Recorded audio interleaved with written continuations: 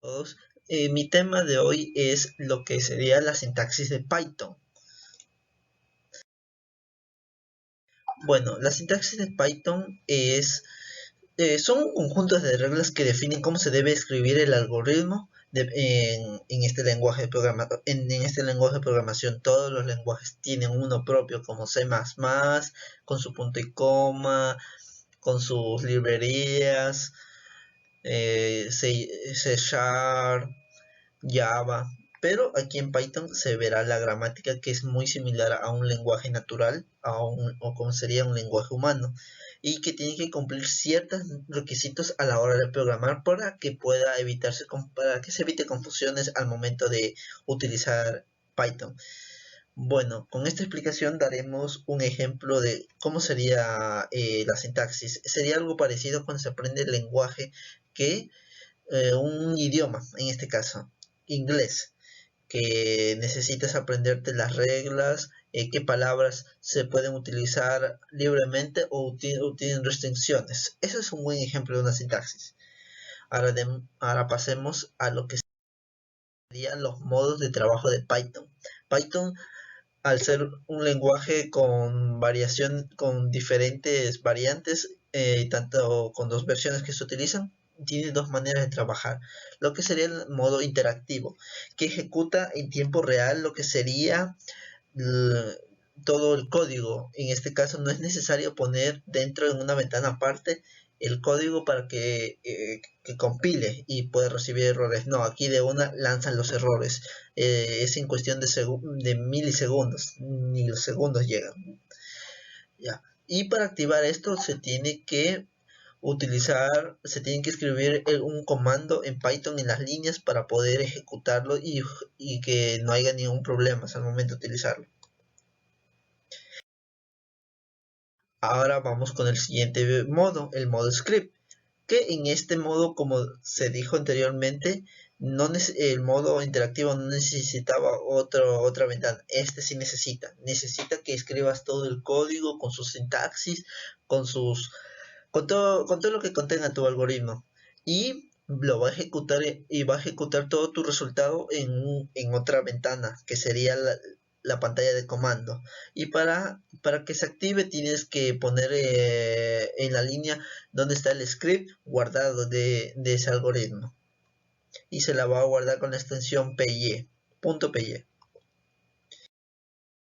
Los identificadores serían para qué son los que sirven para identificar variables, funciones, clases, módulos u objeto. Estos suelen empezar con una letra puede ser mayúscula o minúscula, nunca puede iniciar con números, sigue de adelante y para dar un espacio se tiene que poner un guión abajo. Y si hay una diferencia entre la mayúscula y minúscula y no se aceptan caracteres especiales para utilizarlo. Ya, ¿cuál es la diferencia? En que no, en que la mayúscula se utiliza para definir las clases, lo que se ve en programación orientada a objetos, definir la clase carro, clase persona, esa es la diferencia entre la mayúscula y la minúscula de los identificadores.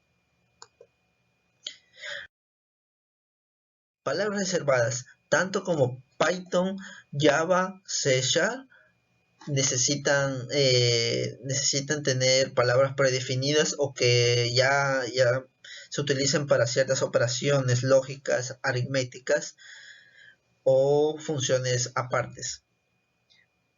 Tal vez es el caso de que, por ejemplo, acá están algunas palabras como el AND, que es una operación lógica, hacer, break, que es para terminar el programa, class, continuum, def, elif, else, except, exit, finally, for, from, global, if, import, in, if, insert, nor, or, pass, print, wrap, lambda, tree, white, win, jail, etc. Esas son. La estructura, como se diría, la estructura de las líneas de código de Python se tienen bien definidas que, por ejemplo, al momento de que tiene que tener una lógica. En el caso de acá, en el caso de esta parte, se ve que hay un ejemplo de una función. Pero ¿cuál es la lógica de esto? En que está separado por una línea. Ya, esa línea nos dice que pertenece a esa acción que tiene que hacer esa función. Si no hubiese ese espacio, habría un error y el compilador diría, ¿qué significa esto? Me estás definiendo algo, pero me estás retornando, pero ¿de qué me retornas? Ya. Y, y con esto y hay otro caso más especial que utiliza algo parecido a lo que son los lenguajes de programación de C, que sería el punto y coma. El punto y coma sirve para poder hacer dos acciones en una sola línea. Pero también se puede hacer otra acción, no es necesario, se puede dar un salto de línea y haría el mismo resultado. No hay una diferencia en tal uso del punto y coma.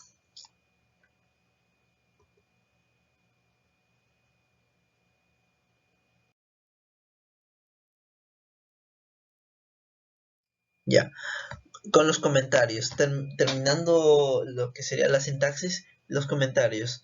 Es una parte fundamental y una buena práctica de programación debido a que nosotros tenemos que dejar en evidencia cómo llegamos al resultado del problema del algoritmo, por qué implementamos esta función, esta variable, esta clase o esta condición. Ya, y con esto nosotros Python nos da la opción de utilizar el carácter hashtag para poder ingresar para qué sirvió tal función. O también admite lo que serían las comillas simples o dobles para poder implementar. Y en casos de utilizar comentarios extensos se utiliza la triple comillas. Pero son muy raras las veces que se utiliza. Más son para definir exactamente para qué sirve eso, tal función, tal condición. Y eso sería todo lo que es en la sintaxis de Python.